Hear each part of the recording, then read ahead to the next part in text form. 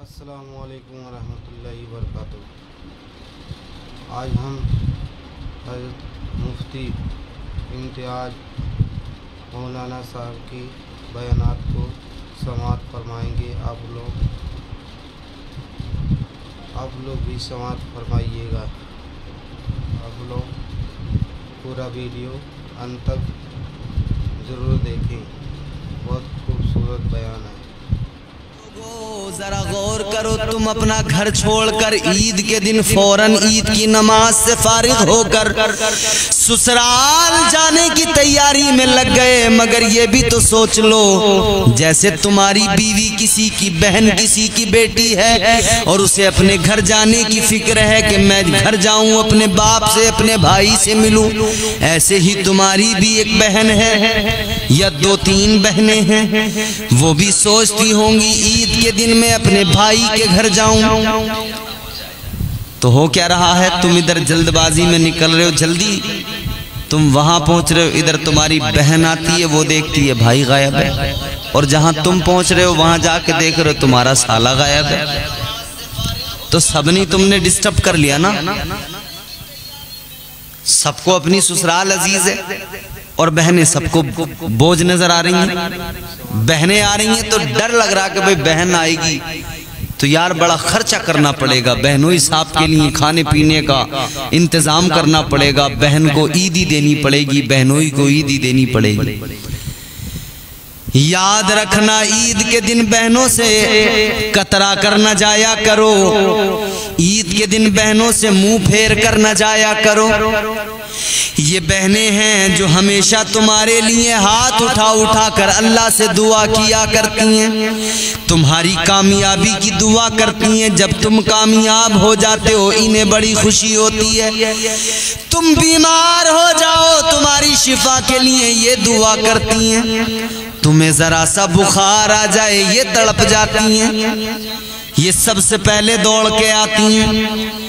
तो ये बहनें जब आती हैं तो इनसे मुंह फेर कर न जाया करो, इन बहनों का दिल न दुखाया करो, इन्हें एहसास न होने दिया करो कि भाई हमसे बच रहा है।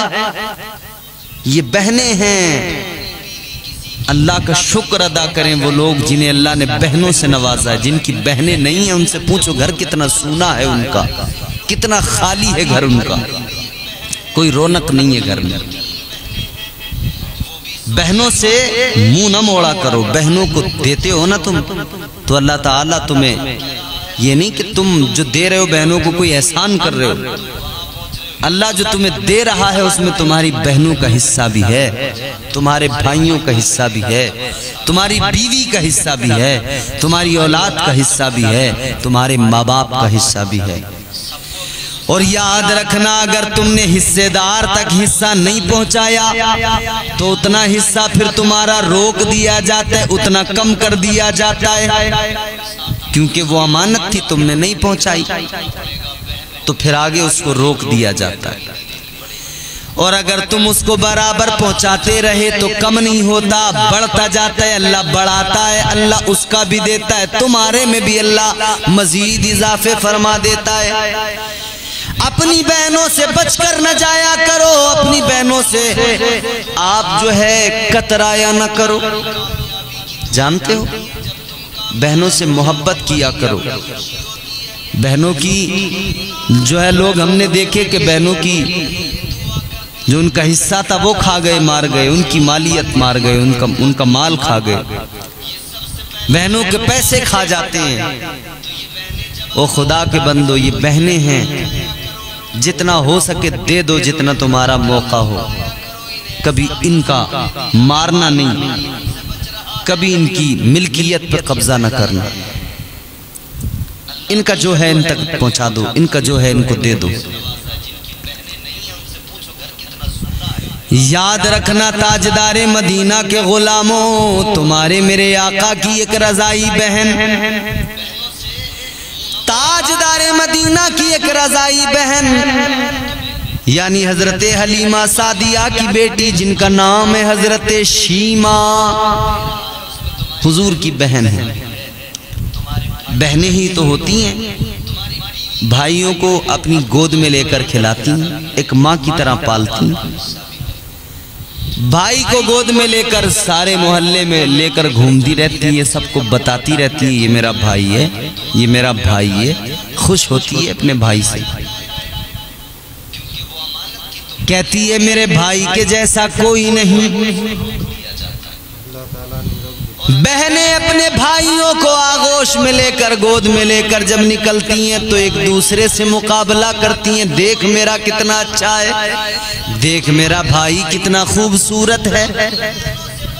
حضرت شیمہ میرے نبی کی رضائی بہن ہیں، مگر حضور کا جب بچپن تھا نا، حضور کی بہن باہر جب کھیلنے جاتی تھیں تو لڑکیاں اپنے بھائیوں کو لے کر آتی تھی آغوش میں، کہتی تھی یہ میرا بھائی ہے، میرا فخر کرتی تھی۔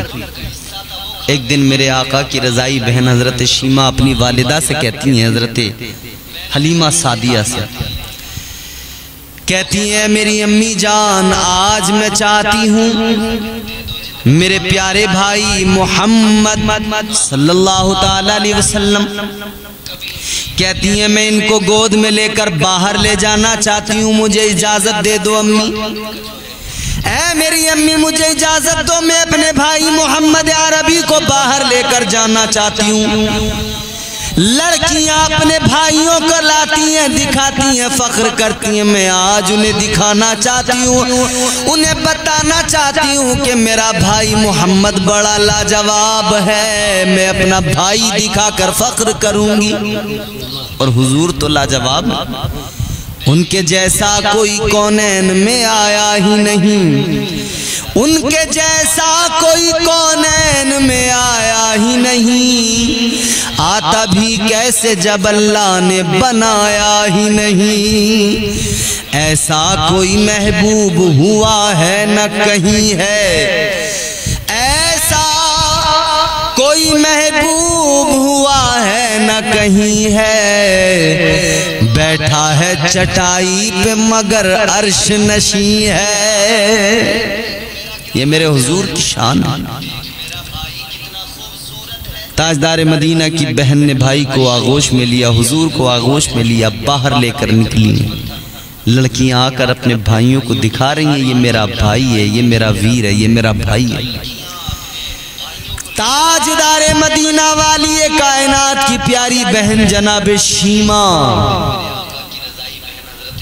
یہ بھی آقا کو لے کر گئیں اور ان لڑکیوں سے کہنے لگی ہیں لڑکیوں تم نے اپنے اپنے بھائی تو دکھا دیے، اب ذرا میرا بھائی بھی دیکھ لو، اے لڑکیوں ذرا میرا بھائی بھی دیکھ لو۔ جب چہرے سے کپڑا ہٹا کر نقاب ہٹا کر آقا کا جلوہ دکھایا، حسن مصطفیٰ دکھایا، ساریوں نے دیکھا، اپنے بھائیوں کو گود میں لیے کھڑی ہیں، آقا کا جلوہ دیکھا، حسن مصطفیٰ دیکھا، ساری شرما گئی، اپنے اپنے بھائیوں کو لے کر جانے لگی، کہنے لگی اے شیمہ تیرا بھائی محمد تو خدا کی قسم لاجواب ہے۔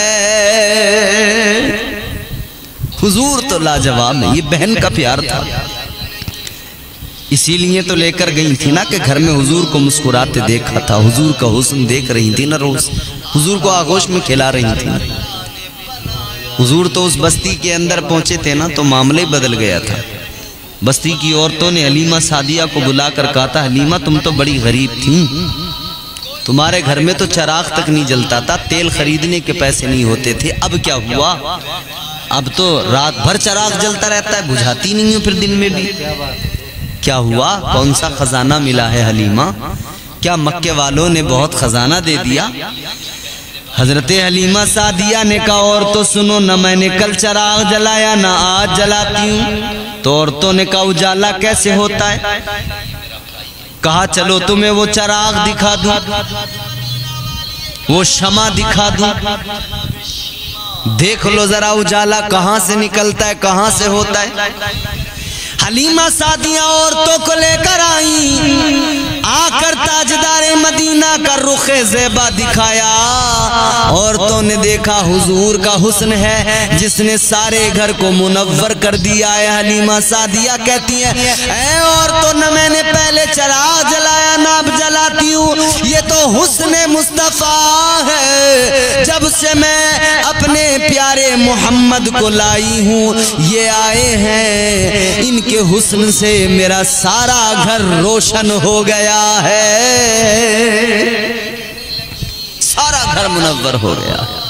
لوگوں ایک جملہ میں عرض کرنے لگا ہوں، تاجدار مدینہ کا حسن ایسا، حلیمہ سعدیہ کے مکان میں آقا پہنچ جائیں، حضور کی آمد کی برکت سے اس پورے مکان میں اجالا ہو جاتا ہے، تو یقین رکھنا میرا وجدان میرا ایمان، جب آقا کے پہنچنے پر حلیمہ کا مکان روشن ہو جائے، جب آقا کے پہنچنے پر حلیمہ کا مکان روشن ہو سکتا ہے، تو آقا جب ہم گناہگاروں کی قبر میں تشریف لائیں گے تو ہماری قبریں بھی حسن مصطفیٰ سے منور ہو جائیں گی، ہماری قبریں بھی روشن ہو جائیں گی۔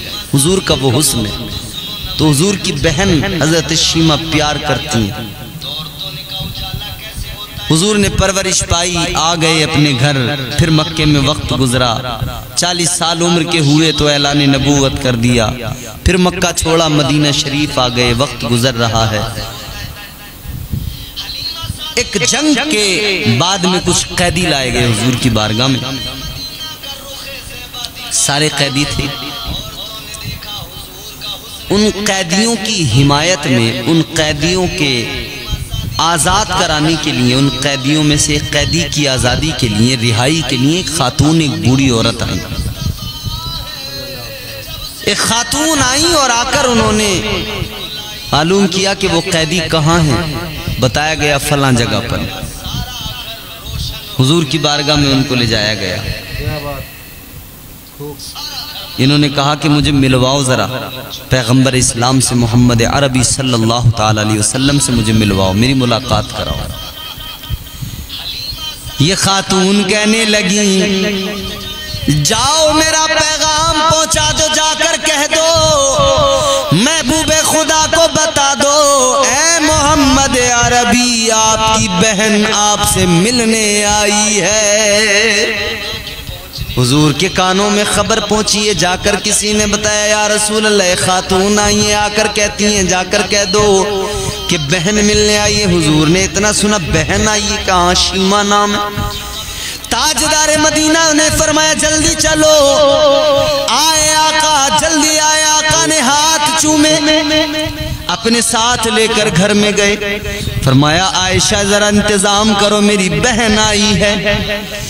گھر میں اچھے انتظام کیے گئے، کھانے کا اہتمام کیا گیا، میرے آقا نے پیار بھری باتیں فرمائیں، پھر آقا نے فرمایا میری بہن بڑے دن بعد میں ملی ہو، بتاؤ کیسے آنا ہوا؟ عرض کرتی ہیں ایک میرے شوہر بھی ہیں جنہیں قیدی بنا کر آپ کے پاس لایا گیا ہے۔ تاجدار مدینہ نے فرمایا حکم صادر کر دیا میری بہن کے شوہر کو بھی آزاد کیا جائے اور ان کے خاندان کے ہر فرد کو، ان کے قبیلے کے ہر فرد کو آزاد کر دیا جائے۔ یہ بہن کا پیار ہے، حضور اپنی بہن سے اس درجہ پیار کریں، تم اپنی بہنوں سے منہ بنا کر کترا کر نکل جاؤ، اپنی بہنوں سے کترایا نہ کرو، منہ بنا کر ادھر ادھر نہ نکلا کرو۔ یہ بہنیں ہیں، تم پریشان ہوتے ہو، یہ تم سے زیادہ تمہاری فکر میں لگ جاتی ہیں، یہ تمہارے لیے رات دن دعائیں کرتی ہیں، تمہارے کاروبار کے لیے دعائیں کرتی ہیں، تمہارے لیے زندگی بھر فکر مند رہتی ہیں۔ اپنی سسرال میں ہوتی ہیں، ان کے بچے ہوتے ہیں، ان کا گھر بار ہوتا ہے، سب کچھ ہوتا ہے، لیکن بھائی کی محبت دل میں ایسی ہوتی ہے، ذرا سی خبر مل جائے کہ بھائی پریشان ہے، یہ پریشان ہو جاتی ہیں، دوڑی چلی جاتی ہیں۔ تو ان بہنوں سے کترایا نہ کرو، عید والے دن انہیں خوش کر دو گے نا، یہ خوش ہوں گی، یقیناً رب کی رحمتیں تمہیں اپنی آغوش میں لے لیں گی، یقیناً اللہ تعالیٰ کا کرم اور اس کی عنایات کی بارشیں ہونے لگیں گی۔ بہنوں کو خوب نوازو، بہنوں سے خوب پیار کرو، بہنوں سے محبت کرو، بہنوں کو جو بھی ہو سکے دے دو، ان کے دینے سے کم نہیں ہوگا، اللہ تعالیٰ اس میں اضافے کر دے گا۔ مگر ہمارے یہاں تو بھائی بوجھ سمجھ رہے ہیں لوگ، اچھا اب اس کو بہن کو یار یہ دینا پڑے گا، اب یہ دینا پڑے گا۔ ٹھیک ہے تمہاری مرضی ہے، مگر دو گے تو فائدے میں رہو۔ تم کچھ دو نہ دو مگر اس کا حق اسے ضرور دے دو، جو اس کا حق ہے وہ اسے ضرور دے دو۔ باقی تم سے کچھ دو نہ دو، وہ تمہاری محبت تمہاری مرضی رہ گئی۔ مگر عجیب تماشا ہے، ہر بہن بہن بھی ہے، اور جب وہ سسرال پہنچی تو کسی کی بیوی ہے، وہاں جا کر یہ اپنے شوہر پہ پریشر بناتی ہے کہ اپنی بہنوں سے مطلب نہ رکھے، اور اس کے بھائی کے گھر میں جو ہے وہ اس کے بھائی پہ دباؤ بناتی ہے کہ یہ اپنے بہنوں سے نہ رکھے۔ یہ اپنے بھائی کے لیے مرتی ہے، وہ اپنے بھائی کے لیے مرتی ہے، اور دونوں ایک دوسرے کے اپنے اپنے شوہروں پہ دباؤ بناتی ہیں کہ اپنی بہنوں سے زیادہ رغبت نہ رکھو، تمہاری بہنیں ایسی ہیں، تمہاری بہنیں ویسی ہیں۔ دونوں ایک دوسرے کے اپنے اپنے شوہروں سے ان کی بہنوں کی برائیاں بھی کریں گی، ان کی ماؤں کی برائیاں بھی کریں گی، اور کوشش یہ ہوگی کہ یہ ہماری ماں سے بہت محبت کرنے لگ جائے، ہماری بہنوں سے محبت کریں اور اپنی بہنوں کو چھوڑ دیں۔ یہ دقتیں جو آج کل ہمارے گھروں میں، جانتے ہو وجہ کیا ہے؟ ہر بیوی کسی کی بہن ہے۔ جب وہ آگے اپنی نند کے ساتھ اچھا سلوک نہیں کرے گی تو وہ کیسے توقع کرتی ہے کہ اس کی بھابھی اس کے ساتھ اچھا سلوک کرے گی؟